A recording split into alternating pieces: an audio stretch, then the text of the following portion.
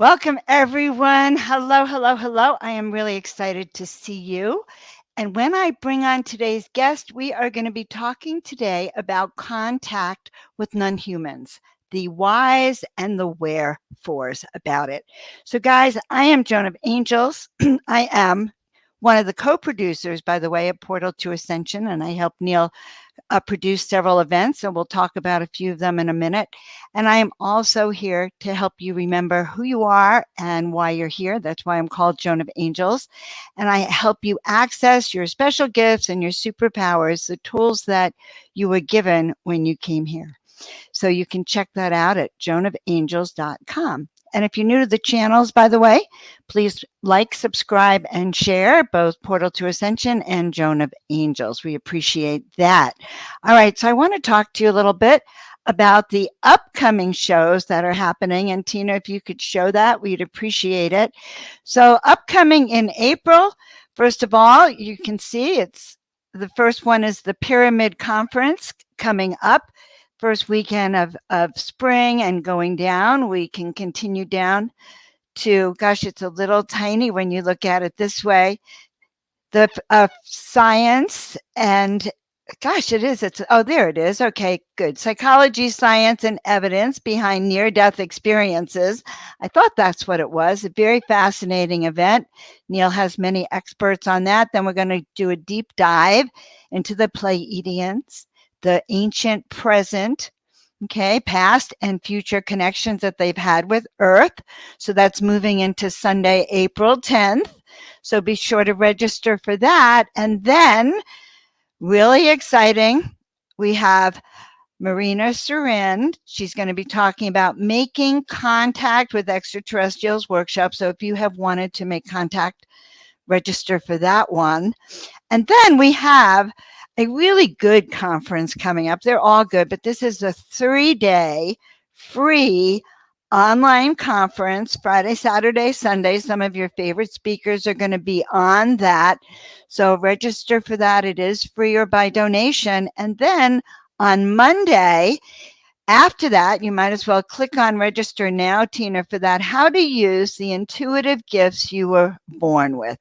So Neil and I have been talking a lot about intuition, how we can help people really get through these times. And this class is going to be about helping you remember how to use the intuition, how to use your clairsentience, your clairvoyance, your clairaudience, so that you can actually hear the voice of your intuition and learn to trust your gut. So that's going to be on Monday, April 18th. So please, please sign up for that now. All right. Thank you so much, Tina. So I'm happy to introduce all of that to you so you can join us at Portal to Ascension. And now I want to tell you a little bit about our guest today. You've probably all heard of her. Okay.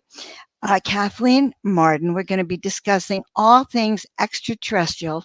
But actually, before I even share the introduction about her, I want to kind of give us all a reminder. Avon, many of you have met him. He's my tall, white extraterrestrial Zeta that I actually found in 2012 at the very first live Portal to Ascension conference. So in honor of that, I always bring Yvonne on to our UFO shows. All right. So now everyone just take a deep breath. Good. And then let it all out. And then let's just take another centering deep breath in and let it all out. And let's just ask that the information that comes through today be for the highest good of all concerned, that it could be information that is very timely for you, that helps to open up areas of receptivity for you, helps you give you information that will help you on your journey of life. All right. And that being said, thank you for being here. So Kathleen Marden is an author, an on-camera expert, consultant, international conference presenter, experiencer advocate, intergenerational experiencer, and hypnosis practitioner. So since the 90s, she has researched the perplexing nature of UFOs and the non-human entities associated with highly advanced aerial vehicles via her own groundbreaking research and investigations. And she's also actually the 2021 recipient of the International UFO Conference Lifetime Achievement Award.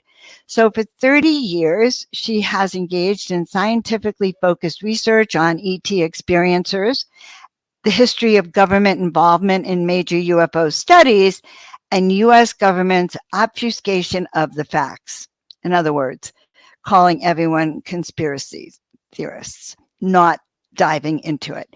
So during this time, she was closely associated with the Mutual UFO Network. She, as the director of the Experiencer Research Team and the Edgar Mitchell Foundation for Research into Extraterrestrial and Extraordinary Encounters as both the research consultant and advisory board member.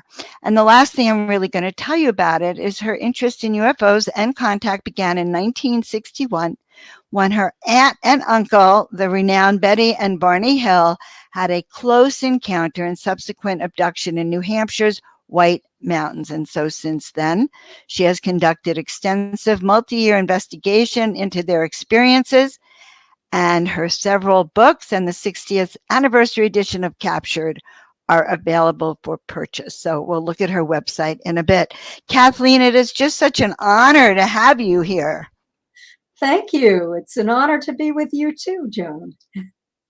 Well, it really is. I think I'm an angel experiencer and also an extraterrestrial experiencer. And so I try to combine them both. Not hard to do. It's a great idea. It is what it is. So, God, you have such an extensive history, and I'm wondering, like, how old were you when you first, like, Betty? That was your aunt and uncle, right? So, how old were you when you first found out about their experiences? Well, I found out about their experience when I was 13 years old. I had just gotten off the school bus after school, walked into the house, and my mother was on the telephone with my Aunt Betty and having a very unusual conversation about the close encounter they had had with a flying saucer the night before and how they were afraid that they might have been contaminated because the craft came so close to them. It was only about 100 feet away from my uncle as he was standing in a field. Okay, so I don't know. I feel like I'm hearing this for the first time. In other words, this was like you came home from school the day after it happened. Yes. Okay, so that's a different kind of energy. It wasn't even something that you heard about. So did you have, like, what was your response to that? I had learned in school that none of the planets in our solar system were inhabited. So I thought, oh, this is different. And so I started talking to my mother about the solar system and became very interested in that and getting a telescope and that sort of thing. And, I was a really curious kid. I wanted to learn all that I possibly could about this. Within 2 days, we went to Betty's and Barney's house. And I was able to hear the story from Betty's own mouth and to observe the watches that no longer worked, that were working the night that they were taken to craft, because they didn't know at that time that they had been taken to craft. But also the shiny spots on the trunk of the car that hadn't been there on the night of their trip home, but were there when they arrived home. And they had a magnetic field around them. A compass that was placed over those spots would spin and spin. When it was moved away, the needle would drop down. So there was physical evidence. The tops of Barney's shoes were so deeply scraped that he had to buy new shoes. Betty's dress was torn in several places. And there were so many questions. And so, being a very curious kid, my favorite author was the Nancy Drew series. Oh, mine too. Mine too. Absolutely. I wanted to be Nancy Drew. If I could just solve mysteries, I'd be in my element. So there you were solving. So to you, it was really a mystery. You put on your little investigative hat and it was happening to your aunt and uncle, and it Mhm. I'm guessing that it rang true to you then. Like, Well, yes, absolutely. I had no because you saw reason to doubt them. evidence. And Mhm. this was before people, I think they were what some of the first abduction experiencers, so it wasn't as if people had been talking about this before. Right. They were the first scientifically investigated case of alien abduction, is what they called it in those days. Interesting. I bet some of it happened because they knew that the researcher in you was gonna take over and take this even public. Because as I was reading your story, I was thinking about, well, is this generational with extraterrestrial abductions? Do they take families of people and I can imagine they can see into the future, so it's not so far-fetched that it was like, "Well, this is story is gonna go worldwide because 'cause we're gonna bring her niece into it." Maybe they did. Maybe they're behind this. But, our studies show that 60% of the experiencers uh, have knowledge that other family members have been taken as well. So, it's probably higher than that, but a lot of families simply don't discuss it. 60%. So did your family discuss it? Not really. I mean, it was when I was 17, my mother and I had memories of being taken to craft. When Ah, a okay. UFO landed on my grandparents' farm, 160 feet from my childhood home. And my mother and I recalled being on craft. There were two people who observed that craft.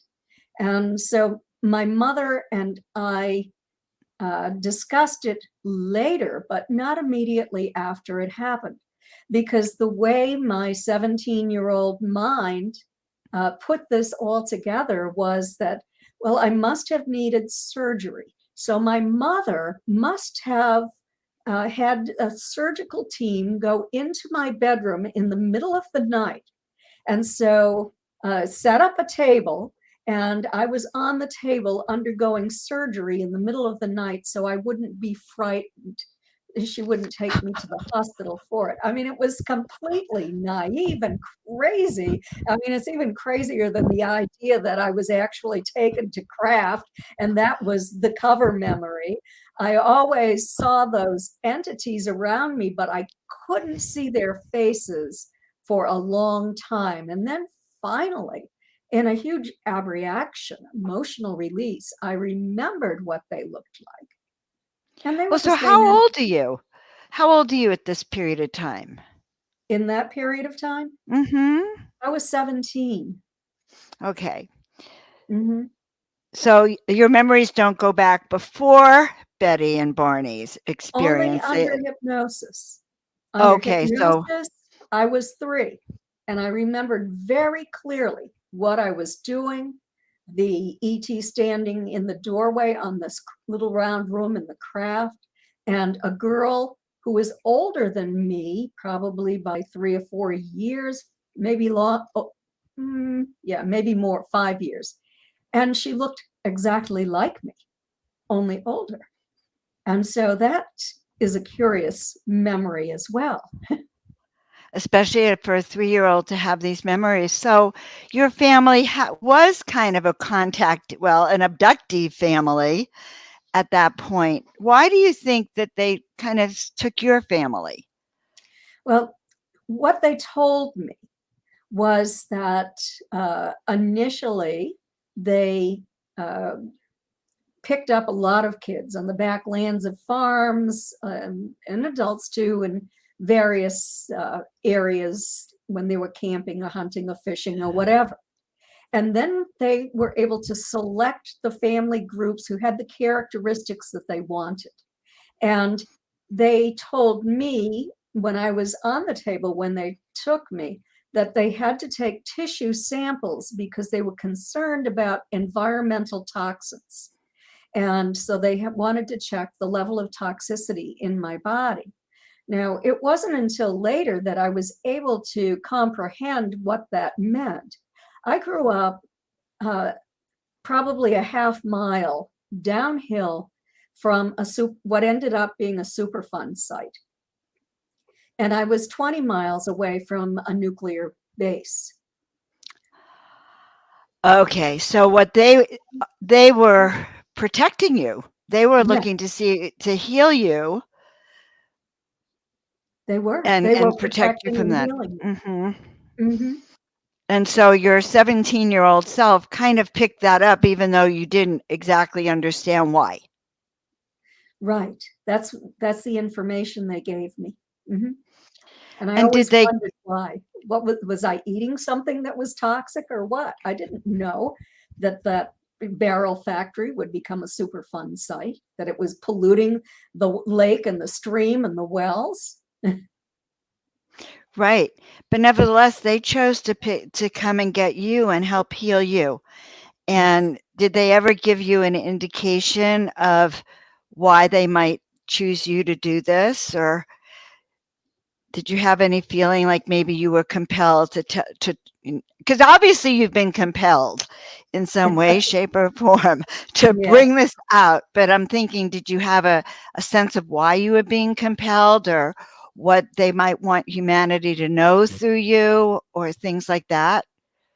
Well, I can tell you that when I was on craft, they projected the most profound sense of love that I had ever felt. Nothing like I'd ever felt on this planet unless they were nearby.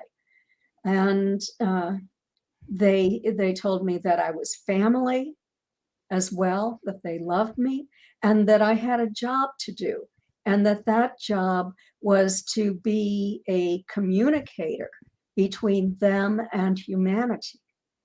So that's what I've been doing. But for many, many years, I would not admit that I've had these experiences myself because of the ridicule factor. And so I was just a researcher, and I worked on 3 major studies on about 5,000 experiencers, and um, we had open-ended questions as well as true and false or fill in whatever. And I discovered that others were given the same messages that I was given. So then I would talk about them, but not personally. Um, so that's what I did for years. That I don't care anymore. People who ridicule are simply ignorant. So if you came in through with your science, like objective. I never approached UFOs from an objective point of view. I've always had a relationship, intimate point of view.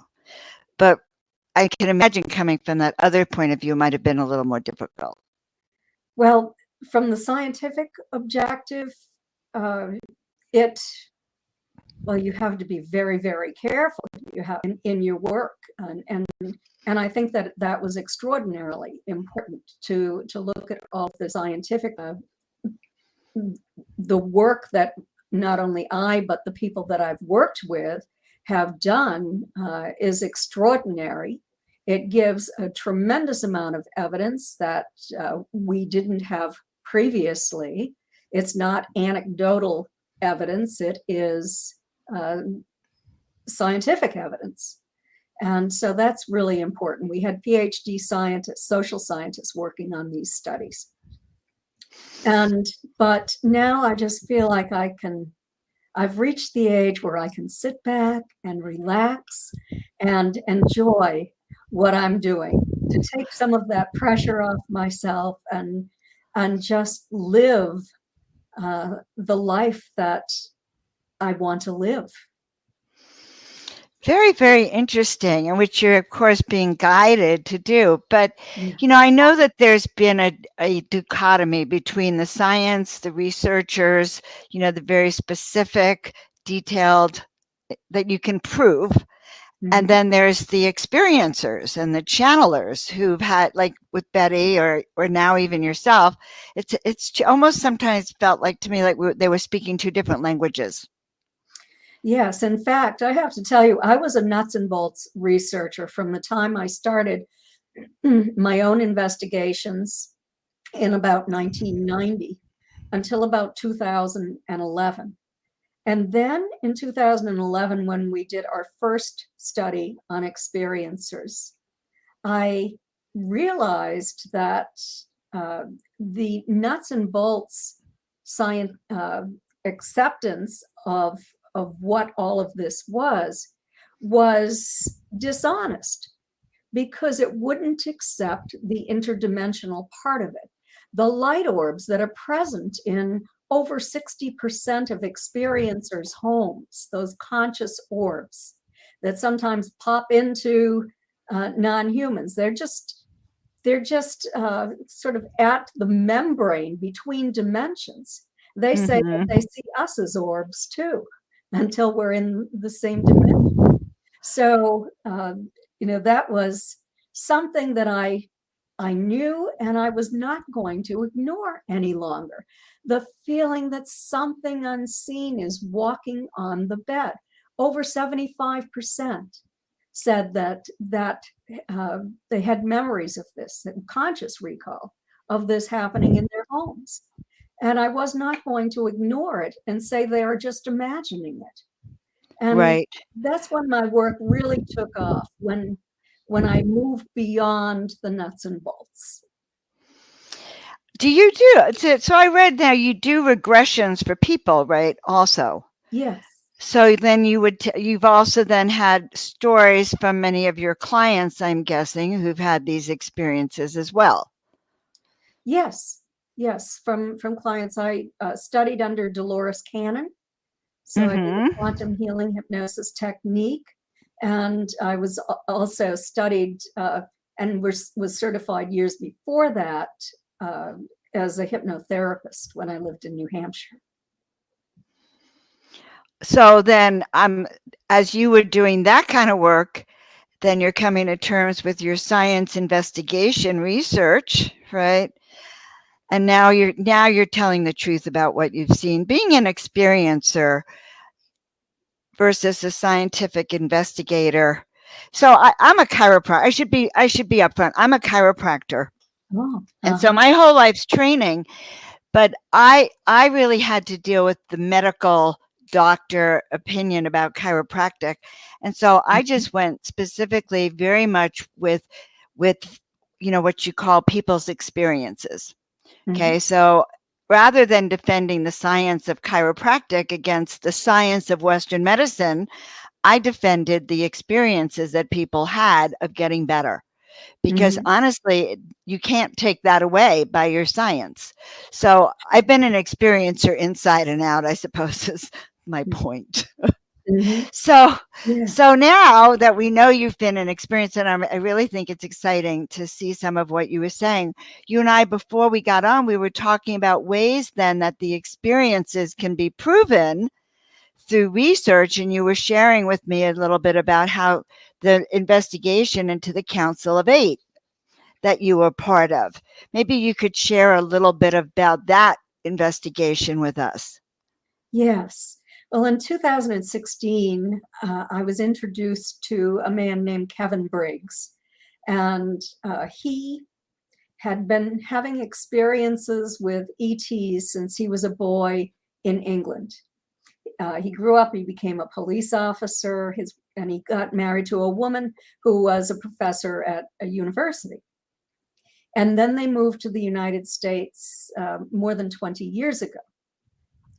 And he came to me for hypnosis.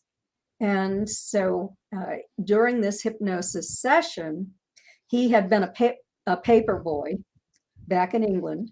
He had missing time after he saw a landed craft.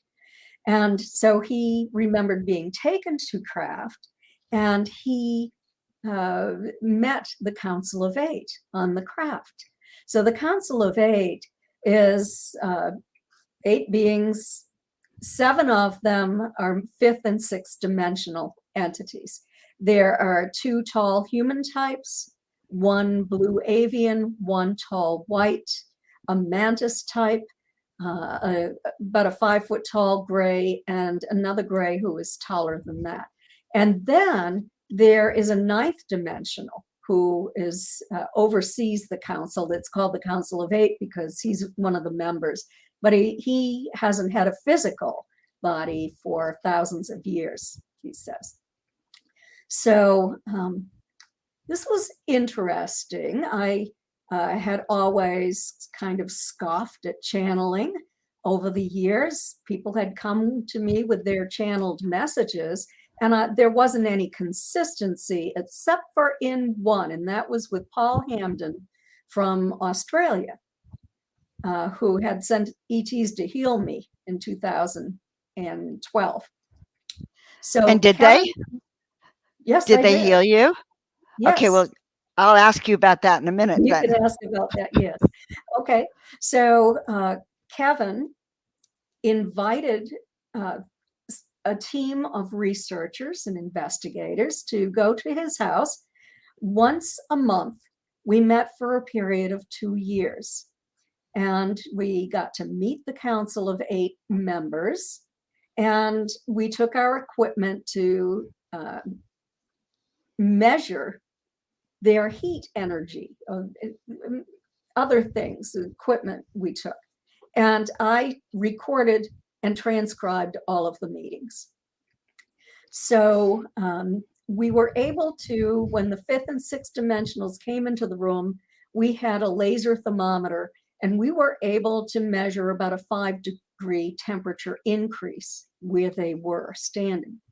When the 9th dimensional came in, it jumped up to about 8 degrees.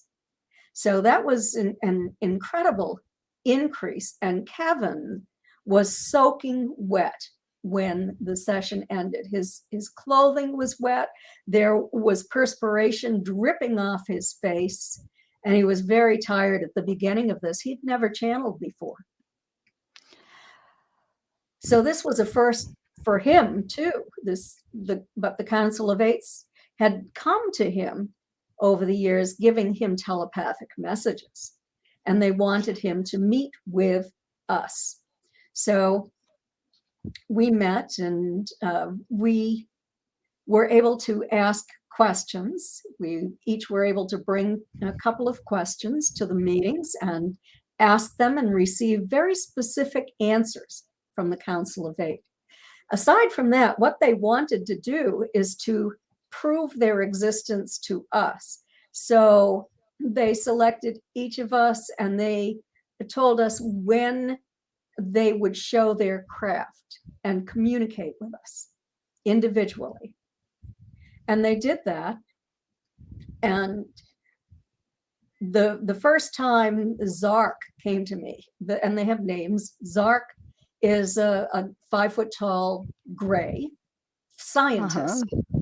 So they arranged for me to meet him, but he jumped the gun, and my husband and I were driving to see my grandson perform at Disney Springs. I live in Florida, and Zark entered the truck we were driving in and started to communicate with me. I could feel this very strong electrical tingling sensation through my entire body. I grabbed a piece of paper, started furiously writing what he was telling me, and telepathically communicating with him, asking questions.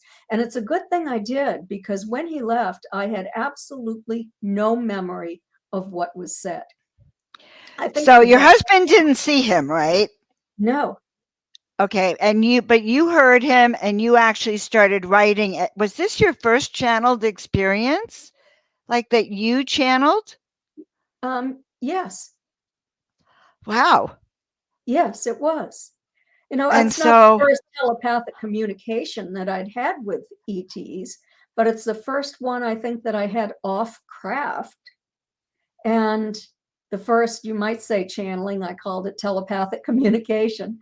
And so then he was supposed to meet with me and show me a craft. And I said, okay, I live on a lake.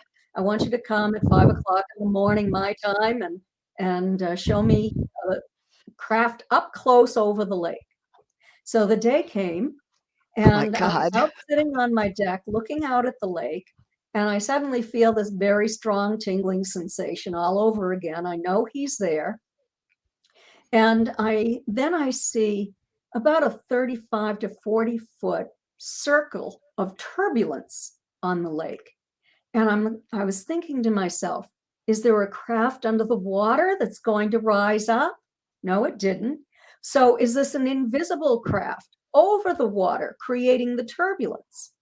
Well, I asked about that, and and what I was told is that it was probably just Zark's energy that was doing that. So, oh, that's what he said. So that So have was you seen him? Have you actually been able to sort of visualize him in your inner eye, or like you know what he um, feels like? I know what he feels like. I know what he looks like because I have seen him in a dream just before I woke up in the morning. When you have those Right, hypnopompic dreams that uh, just seem too real to have been dreams. right. And yeah, I saw him in one of those dreams, and Kevin confirmed that that is what his appearance is like. So once you got connected with the channel, the group of eight, the council of eight, and you were in these investigations, now you're also channeling at least one of them.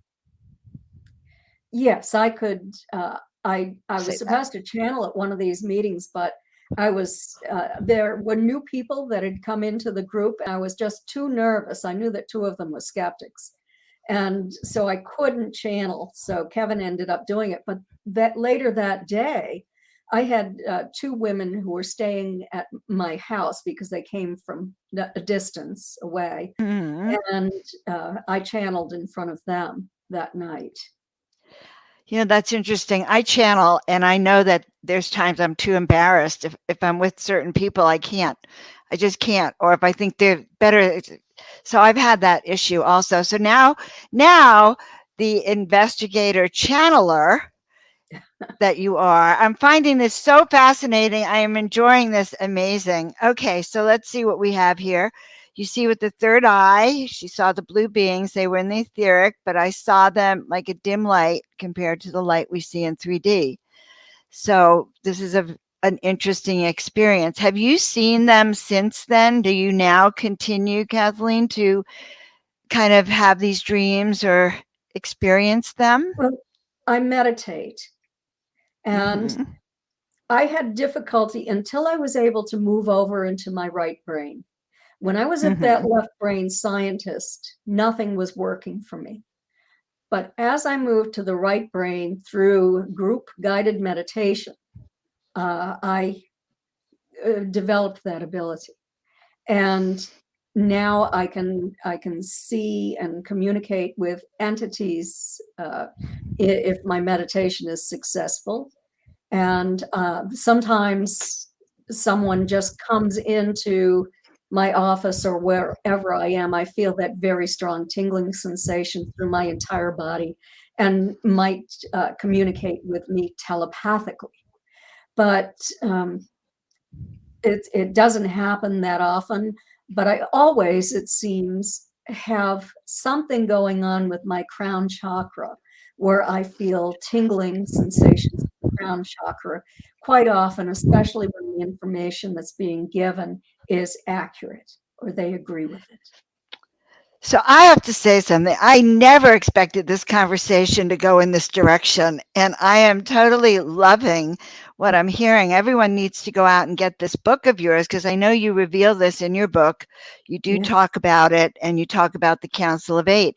So I'm guessing then that the your research proved that these interdimensional or extraterrestrial beings existed Yes, and proved it absolutely. in your We mind.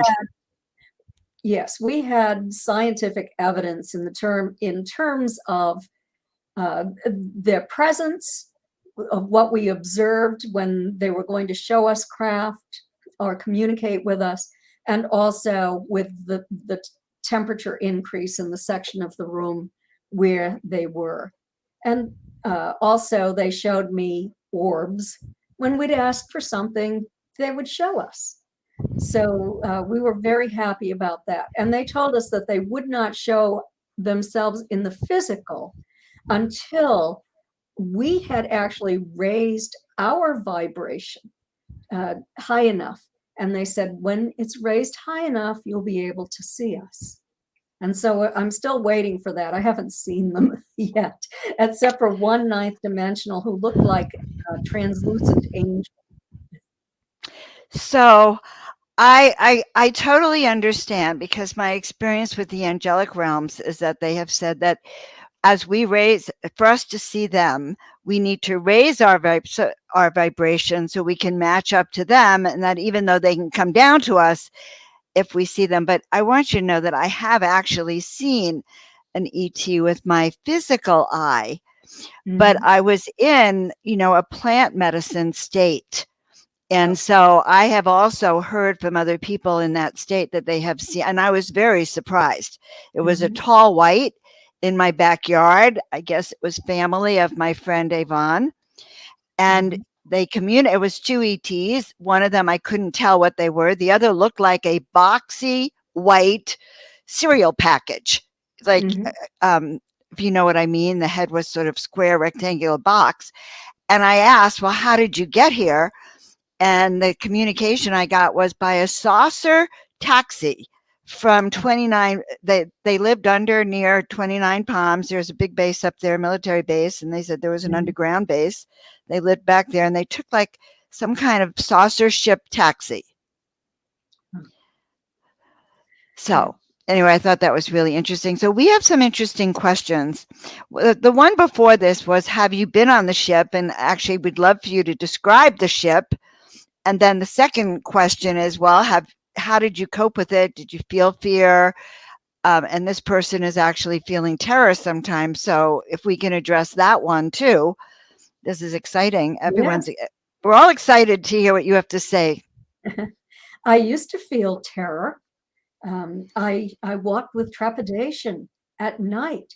I thought that I was being put on a table and treated like a lab rat. And that's because the early researchers were telling all of us that that's what was happening to us, even though I had no memory of that. That is what we were being told by the experts. And I was terrified. I didn't want it to happen. I thought I was being exploited. And uh, over time, I realized that that simply was not true because I had hypnosis. I had conscious recall for a lot of years. And when they would come into my room, I would have a fight or flight response. I'd be awake a lot of times. And then, everything after that was so terrifying. They look different. They feel different. I was afraid of them and what they And were I doing. understand completely.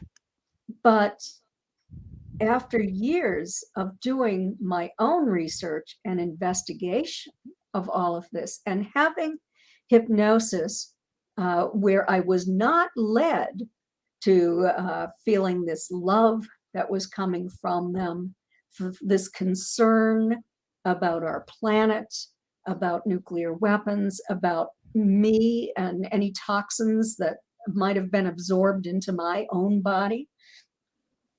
After I was healed by them, and I found out that many, many others, 45% of the abductee group in one of our studies of 516 experiencers in all, the abductee, 45% of the abductees said they had asked for healing and received it.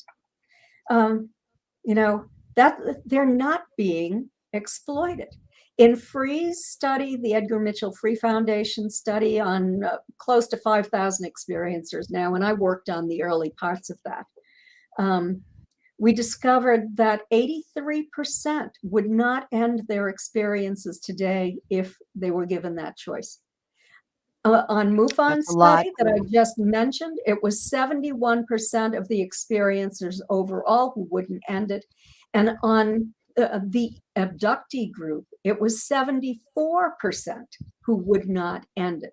And, MUFON is kind of an investigative group where people might be frightened, might think they're having bad experiences a lot, have never had hypnosis, that sort of thing. When people go there, you think that they're going to say, no, I want to stop this. But I was really surprised to find out that they don't want it to end, and that Well, they're growing older and they're receiving messages, understanding more. They're being healed. So that's a so very good. the yeah. So the frightening aspects of being an abductee for the reasons you thought you were being taken turned out to not be the reasons, but only because we couldn't communicate about it. Mm-hmm. And True. so, it's really fascinating. So not only would they not want to stop it, but I'm guessing they also feel they've benefited from this experience. Like I feel like some of my intuitive gifts, my gifts of seeing and sight, have been especially more pronounced because of my contact with extraterrestrials. I'm Mm-hmm. positive of it because I don't think I had as deep gifts as I had years ago. And I read somewhere that people who've had contact with extraterrestrials have more telepathic skills. Yes. Yes, we communicate telepathically on craft. They say that telepathy is the universal language. Do you remember being on craft? Like, do you have visions of what it looked like on the craft? Could you share a Yes, few of those? I remember um, being in a kind of a wide corridor, and I've been on two different crafts. One of them, I guess, is um, a disc-shaped craft, oval or circular, and um, inside the craft, everything was just really uh, clean, not a lot of uh, No equipment clutter. that I could see or anything like that. One time I was in some kind of thick gel-like substance, and it seemed like I was in like a drawer, and they pulled me out. They had to take me someplace where I needed protection, and so they took me out of that and um, took me to that front part of the craft. I also have been into like small rooms on the craft where they perform certain procedures on me. And there would be generally two down by my feet and at least one or two up by my head. And there was one entity that always accompanied me. He was my escort and would give me information and that sort of thing. So that would be, when I'd be on a table having some kind of a physical procedure, or they would make me feel like I was tingling very strongly and saying that they were trying to raise my vibrational frequency. I love this. We're speaking the same language. What why do you refer to them as entities? Is there a particular reason for that term for you? Well, I don't want to call them extraterrestrials because I'm not certain that they are. Mhm. Um, maybe some are extraterrestrials and some are interdimensional. So they seem to be interdimensional anyway, regardless of where they're Mhm. coming from. But in my book, Forbidden Knowledge, I wrote about information I'd received from the granddaughter of Navy Rear Admiral Herbert Knowles, who had known my aunt and uncle Betty and Barney Hill. He lived in Maine. And I had been attempting to acquire more information about Admiral Knowles and had spoken about this publicly. I was looking for a family member during my research for the book Captured, the Betty and Barney Hill UFO Experience. I was not able to locate any of that family. And finally, Admiral Knowles' granddaughter came into a conference where I was speaking and handed me a thick packet of information. And in there were letters between Wilbert Smith, the Canadian, brilliant Canadian scientist who was their UFO guy, and Admiral Knowles. And what I was able to discover is that they were attempting to find scientific verification for information that was given to a woman in Maine named Frances Swan. And the government was involved in this. The information that Admiral Knowles received was so scientifically credible and way beyond the level of education or knowledge that Francis Swan had, that he ended up giving that packet and a letter to Margaret Chase Smith, who was the US Senator from Maine. And then that went to Dwight Eisenhower in 1954. And then the top brass from Washington ended up going up to the Knowles home to study Francis Swan. And then this study continued secretly.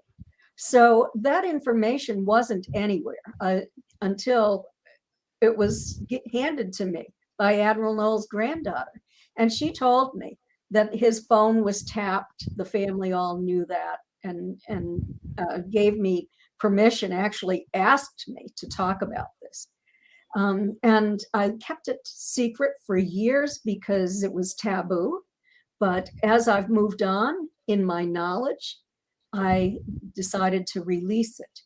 And it's incredible. The information given by the ETs in 1954 about wanting to help our planet and our people. Their concerns, as they are now, were nuclear proliferation, nuclear detonation of weapons. They said, and this is why I wonder if they're interdimensionals, that when we detonate a thermonuclear weapon, that tears into the membranes between the dimensions and causes destruction into other dimensions. Also, the information they gave was about how we needed to care for our environment. We ignored it and see where we are now. And they offered to teach us, to give us their technology, but we had to all agree to share and share equally and work together as nations. Each of us would have a little piece of the puzzle, and our governments refused. Right. So that's what happened in 1954, but that was the thing that spurred me on to continue with this line of research. And now, since I speak to people all over the world, to give everyone this information to try to save our planet. I think we're in a critical point. And for years, experiencers have been telling me that they feel like they have some kind of knowledge locked up inside. And now they feel that we're on the precipice and something big is going to happen. They don't know what, but they know that they have an important role in this. And so I'm just sharing the knowledge that I've been able to acquire. And in Forbidden Knowledge, you'll read 120 of our questions and answers from the council. Very specific answers. I think it's really fascinating. I did a deep dive into the book already, and I'm fascinated not by the book, but by you so much. It's like, wow, that you managed to get past that logical, rational, scientific mind to open up to the channeling aspect of it. And now, of course, your research is probably exponential off the chart. This is probably exactly what they wanted from you, to open up to this side, and this is invaluable for us. And I think you are a role model for that other aspect of the MUFON investigators who are purely the science. I think people are called to research the extraterrestrial questions, whether they know it or not, and whether they get to the point you have or not. They've still been called to do this. I think it's very special. I do So, too. I think it's extraordinarily important. And I was MUFON's director of experiencer research for 10 years, and I stepped down about a year ago to pursue this end, the spiritual part of it, more thoroughly. And so I am still a consultant, but I'm really taking a deep dive into this fascinating part of it. I just this is really delightful for me. So, guys, if you have any other last minute questions, we did have someone ask if either of us have had any NDEs, near death experiences. I haven't per se, but I've had my own contact with angelic beings and ETs. But so, have you had an NDE? That was the question. I don't know if it was an NDE or not, but I was extraordinarily ill back in 2014. And um, I should have gone to the doctor sooner, but it was over the holidays. It was just finally, my mother came to me, my deceased mother came to me in one of those dreams just before I woke up in the morning. Hmm. And it seemed real, too real to have been a dream. Of And course. she said, I'm not going to take you with me today, but I might be back in a few days to take you with me. And then I thought, ooh, I guess I'd better go to the hospital. So I had my husband take me in. Oh And my God. yes, my blood at that point, I was so dehydrated from this stomach flu that my blood, they said, was like crankcase oil. Do you think you've had like a walk-in experience? That the side of you that's been channeling and telepathic communication now and precognitive dreaming, do you think maybe you're more of a walk-in now? Is there a part of you that's different than what you were before? Well, it's that tingling that I have. Um, I don't know if it's a walk-in, if there's somebody there, or what it is. I know when I do QHHT hypnosis and the healing part of it, something is channeling down through me. I hold my arms out over a person. They might be 2 feet above the person. That tingling sensation is moving down through my hands, and they feel heat below, and they're healed. So, I mean, there's something new there. There's something going on with There me, is and I love it. something It new, feels good. something very new with you because, and my experience of you is really taken a huge, like, oh my God, there's so much to connect with about you that you've opened up something that wasn't there before. You were always Absolutely. fascinating, interesting, brilliant. And now there's even a new element that's come in. Why don't you? And I take that as a compliment. I mean, Yes, it's just absolutely. exciting because Thank you. I talk to angels. So I'm Mhm. coming from that perspective as opposed to the Dr. Joan who aced her biology and microbiology. Okay. Mhm. That one isn't talking. So, all right, tell everyone what you're doing now, how they can find you, and upcoming events. My upcoming events are on my website. You can purchase autographed copies of my books there. You can book a consultation. I keep the price very low because a lot of people can't afford it. So I just talk to people about whatever they want to talk about. A lot of experiencers come to me and just want a little support. So I'm going to be speaking in Pennsylvania at the Butler Paranormal Conference in April, in May out in McMinnville, Oregon, in July, the 1st of July, over the fourth weekend of the 4th in Roswell, New Mexico. A week later at the MUFON International Symposium in Denver. And then in September, there were two, one in Exeter, New Hampshire, and one in Michigan.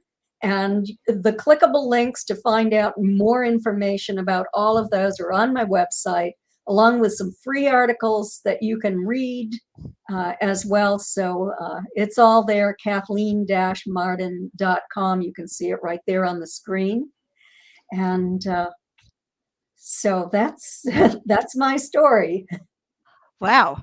Quite a story, Kathleen. Really exciting to do a deep dive with you. I've just been so fascinated. And I Thank you. appreciate you so much. I appreciate that 13-year-old girl who's like on the phone, like hearing your aunt was just taken. Something weird because in those days, all I saw pictures of were the National Enquirer showed like UFETs as like these little, it was big eyes and stuff. So I can just imagine like what that would have been like at 13 to hear. And then now you're channeling them, you're bringing all aspects of the subject to light. So well Yes. done. Thank Well you. And I done. just so much appreciate this gift that's been given to me. It makes me feel happier than I've ever felt in my life. I can feel it. Okay. I feel it all the way over here. It has been just wonderful. Thank you so much. I know that all of our followers are just going to be really happy with this interview. So thank you from the bottom of my heart. And Thank you. maybe one day I'll see you on the ships. Well, maybe we will. Wouldn't that be nice? Right? That would be so fun, guys, if we all said, "Okay, Kathleen, we'll see you tonight on the ships, and we'll continue our interview." All right. Thank you so much, love. And Ciao. thank you. Guys, okay, I am so fascinated, but I could feel her joy. And I mean, I have actually met Kathleen years ago, and I could just feel that how her life has changed with just connecting now and this deep dive that she's been doing. So, what a great interview. All right, guys. So, thank you so much for being with us. Do not forget, I have my upcoming event. Maybe Tina will show it again coming up, how to use your intuitive gifts that you were born with. And that does include telepathy, clairvoyance, clairaudience, clairsentience, how to learn to trust your gut every time so we can all really thrive during these days. So that's on Portal to Ascension. I hope to see you all there. And meanwhile, please like, subscribe, and share. So we love you all so much. Thank you for being with us. And again, I'll see you all next time. Have a great, beautiful, fantastic day. Bye for now.